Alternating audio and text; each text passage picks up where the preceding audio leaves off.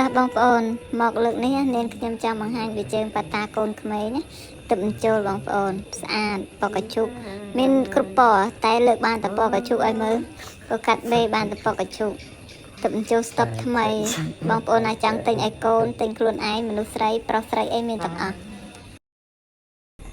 កូនក្មេងមានគ្រប់លេខគ្រប់ខ្សែបងប្អូនអាចផ្ញើបានណា24ខេត្តក្រុងតាក់ទងតាមលេខ Telegram នឹងដាក់នៅខាងលើត្រូវការអាចឆាតសួរបាននេះបងប្អូនអានេះម៉ូដមនុស្សស្រីស្រីពណ៌សពណ៌កាជុកអីក៏មានដែរតែលើកបានមកពណ៌ឲ្យមើលសិនបងប្អូននេះមនុស្សស្រីលេខចាប់ពី36ដល់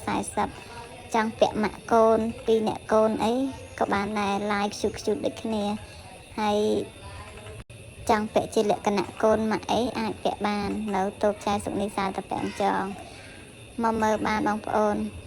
ឆាតតាម Telegram ក៏បានដែរផ្ញើបាន24ខេត្តក្រុងបងប្អូនអរគុណហេ